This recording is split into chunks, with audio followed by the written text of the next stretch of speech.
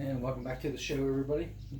You have to excuse the noise in the background. Around here, we always got somebody who's running a mower, weed eater, all kind of crazy stuff going. We got neighbors kind of all over the place, so they all have a different time schedule. So if you hear something in the background, it's one of my neighbors cleaning things up, mowing. We're going to continue with our tear down, and next thing we want to do is get rid of the time and chain and gears and everything, and all the tensioner and the guides. Want to get rid of the tensioner first, so we're gonna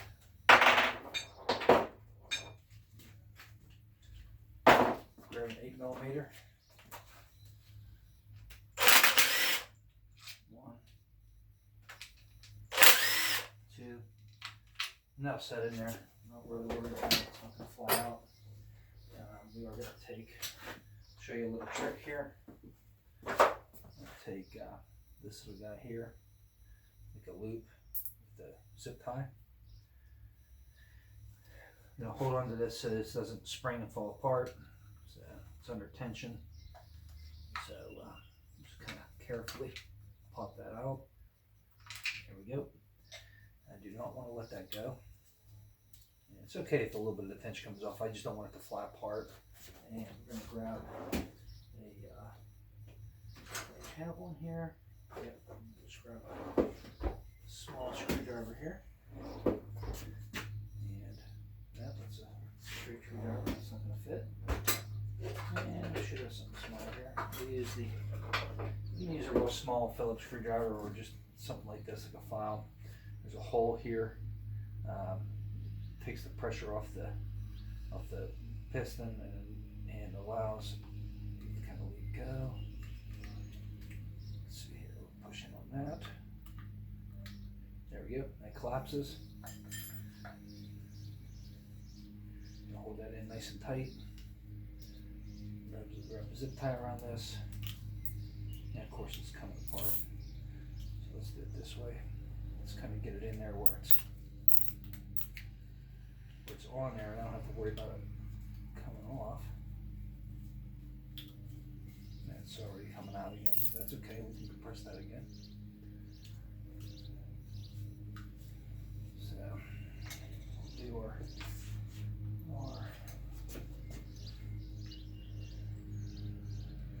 reset here. There we go. And just hold on to it. It's slippery. These are zip tie and zip tied shut. Now that did come out a little bit, but it's not going to fly apart. And there's a little metal U-shaped piece of metal that we use later on. We'll compress that, put that piece of metal in there, and then we'll put it on the motor when we put it back together. And when we're ready to release it, we just pull that pin out, and it allows this to open up. So got that. All right, should be able to get the guides out now. I'm gonna take a look at the guides. Looked at the shoe on there, it didn't look too bad. There's absolutely zero wear on these guides. On that one, let's pop this one out.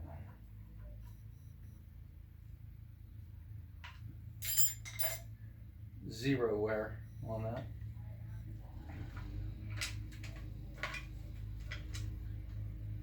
Zero wear on that one too. The guy I got this motor from, he said that was a very well taken care of car, and he wasn't kidding. So let's try and get the chain off of here. Slip it off of here.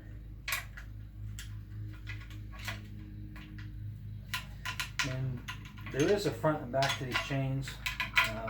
I really don't know. I've never really researched it as to why, but they always want either like a paint mark or the printing, some printing that's in the chain to be in the front. And this one here has it on both sides, so this might be a factory piece. I don't know. Anyway, that's what I've always been told. So that's what we try and do. It's even in some of the books that you might read on rebuilding a motor, Alright, so we're going to leave it in time for right now, and we're going to move around and we're going to get rid of the water pump and the water pump housing. And that should go pretty quickly. A little bit tight here. I'm trying to keep everything back away from the camera where everybody can see. So let's get rid of the timing chain, or the water pump and the water pump housing.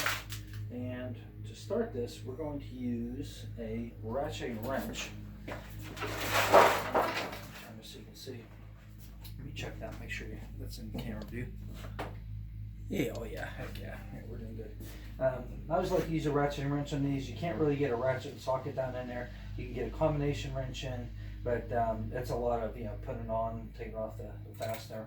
If we use a ratchet wrench, we can get in there and see now it's just twisting off until they tighten up. So I put one finger on there. Use our ratchet wrench. Just makes the job a lot quicker.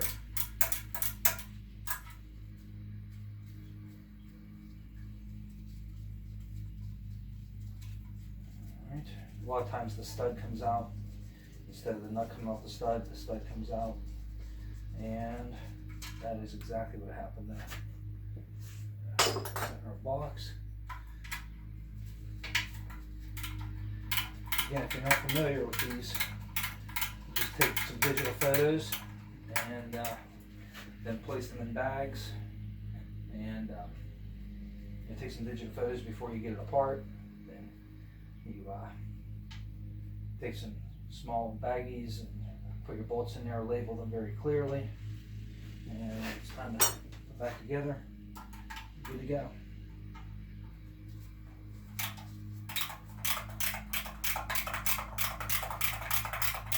On the 2.3 liter motor, you can change the water pump without messing with the timing chain. But on the 2.4s, the water pump is the idler for the timing chain. So you have to, if you want to change the water pump, you have to pull the timing chain cover off. So I was thinking this water pump may have been changed, but I'm not sure. And I need my 10mm.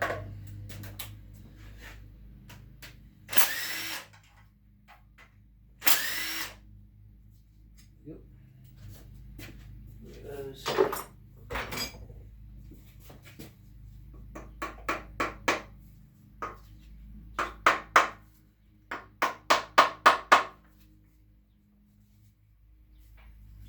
Two bolts holds that on. Here. There it goes. And there's more antifreeze in there. There's always more. Holy smokes. Alright, this is going to go on our pile. If at least a little bit on the bench there, it's okay. We got a high pressure laminate. Whenever I built that bench, I used that specifically just so you could clean it off a lot easier. So, all right, now at this point, before we go any further, we're going to flip the motor over. Right here.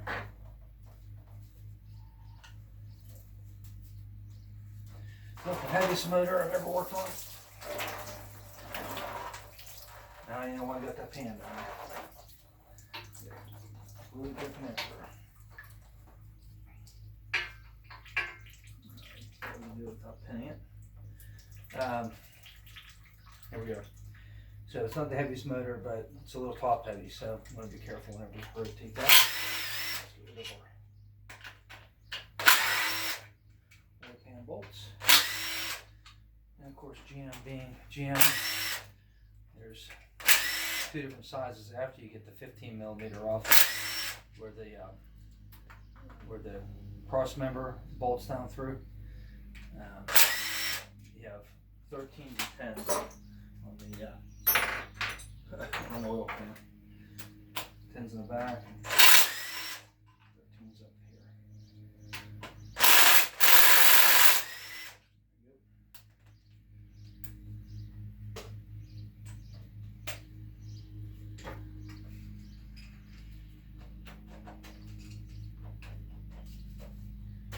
We got one stuck.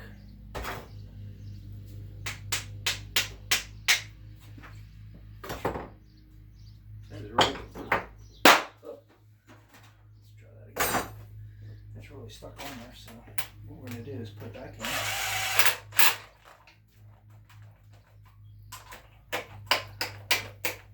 Get it loose.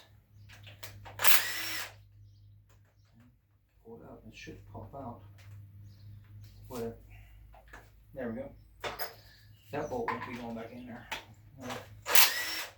I have enough 10mm bolts left over. I get rid of all the 13mm head bolts and just use the bolts here. They have the same size threads and everything, but the head's a reduced size, so we use that.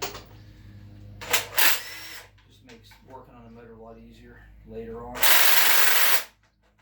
There's gonna be stuck too, so we'll get that later. Oh, some of these are getting sticky in there. Come on. Come on.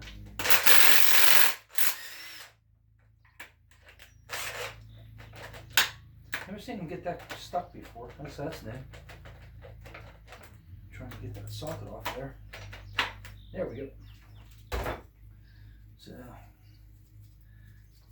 they are loose.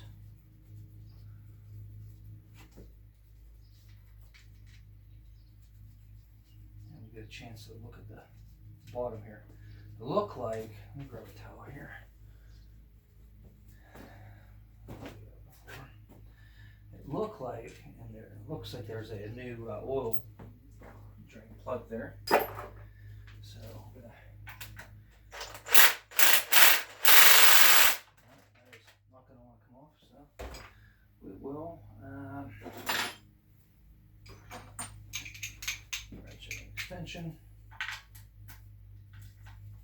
There we go.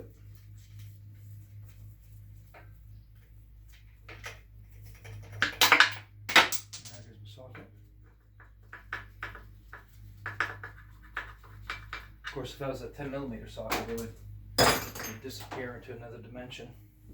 Get rid of that, and we're going to rotate this up and slide, or try and get this out of the way. To get my pin in, get my pin up.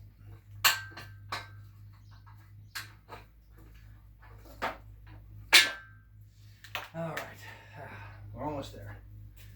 We got one more 10mm bolt to take out. That's it. All right. So you can see, draw them there, and just some water residue from the pressure wash, but the inside of that pan is absolutely spotless. There's no oil buildup whatsoever. It's incredible. Absolutely incredible. I've never seen one of these that clean, ever. That is really something. That is really something. Just wipe that residue away. There's no oil buildup in that whatsoever. So whoever had that, they really took care of it. That's for sure.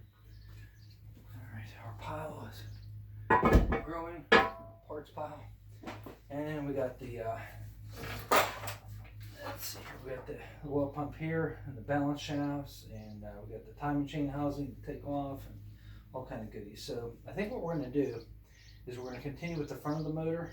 Let's get rid of this. This has never been off. This looks like an original GM piece. I think what we're going to do, and you can actually reuse these. Usually I buy new ones, but you can reuse them if you're in a pinch. I think what we're going to do is remove the timing chain housing and gears, and in the next episode we'll attack the balance shafts here. But in the meantime, let's see if we can get the oil filter off. Oh, nope. So, this way. There we go. Okay, looks like a Napa gold filter on it. I don't know if that's good or bad. I don't have any experience with those. The gasket came off with it. And ooh, this is good. It's got like it's not a rubber back drain valve. It's like a silicone. So that's really good. I want to show you this. The oil. Let me see if I can creep that up in there. Oil is clean. It looks like almost like it was changed not too long ago. It's not black at all. So that's really good. Hopefully that focused on that. So that. And we're gonna do the little flip again. Let's see here. Let's get around the other side. This is always a messy affair doing this stuff.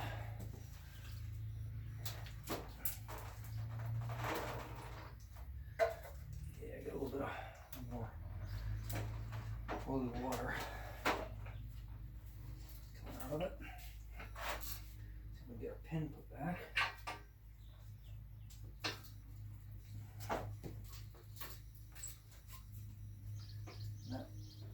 There we go. Every time I rotate that, I have the sleeve that the engine stand piece that bolts to the back. As you rotate it, once the slide backs, then you have to kind of wiggle it and slide forward so the pin will line up. So it's a little bit of a pain. That good so far. All right, let's get rid of it. I'm going to turn this and check the camera again. We're going to turn this so we can see what we're doing. And let's get rid of the cam gears next. And I did put this in time before I took it apart, so I know everything's okay there. But we got these little alignment bolts. There's a bolt hole in the gear, and it goes into a recess in the timing housing. That's how you lock those in time. So you rotate it until you're top dead center. They'll either be 180 degrees out or right on time. If it's 180 degrees out, we turn it around one more time because the cams rotate at half the speed of the crankshaft, and that will bring the cam around to being lined up and put our pins in. It's also a way you can check it and see if it's out of time for jump the tooth. Whoop, whoop, whoop. Let's go with this.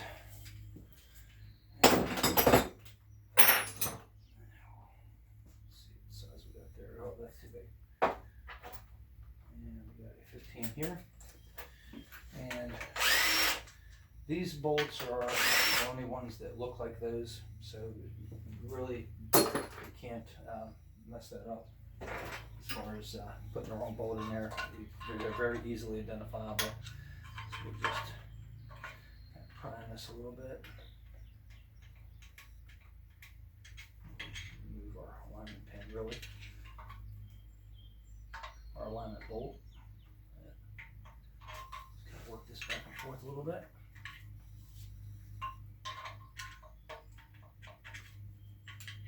If those move just a tiny bit, the cams, if they move just a tiny bit, it's not a big deal. But I do want to mark that on the exhaust side. I do want to do that, so we're just going to scratch into that. E. And we'll put an I on this one. Let's do a screwdriver. Okay, and then remove that bolt, and this one here is just going to slide right off, which is nice. Alright. Let's get rid of the, we're going to need a 15 and a 10. 15 and a 10. Or I'm sorry, 13 and a 10. There's a 13 millimeter bolt underneath the timing tensioner. It's got a shorter head on it to give the tensioner room to move without interfering with the tensioner. So you've got a 13 millimeter here, and that's the only bolt like that in the motor. So we don't want to lose that. You can make one. Yeah, take a regular bolt and grind the head down, but we don't want to get into that. We'll use the original ones if we can.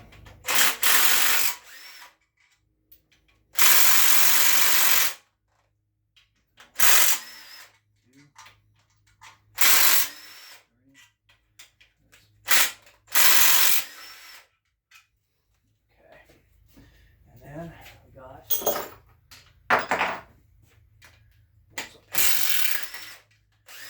these. They put Loctite on from the factory because they're behind the gear. They do not want you do not want those walking out and interfering with the gear. So when we put this back together, we'll put some Loctite on them. But before that, we'll clean the threads completely.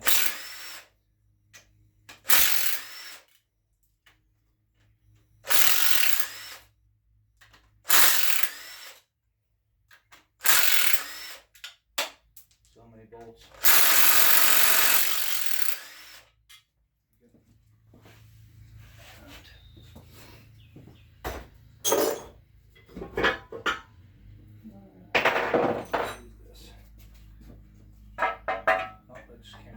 There we go. Look at that. And these have been known to crack from time to time. This one here looks like it's in pretty good shape. Nothing going on it. I don't see any cracks. Couple motors ago, a guy I was rebuilding a motor for, his is actually cracked. So we had to get another one. Look at that. Parts pile. We'll be cleaning all that stuff up. So. Yeah, let's see, check our time on our video. And we're up to 21 minutes. Yeah, I think that's enough. So next time we'll get the cam housings off and pull the cylinder head. And since it's in this orientation. All right, thanks for watching, guys. See you next time.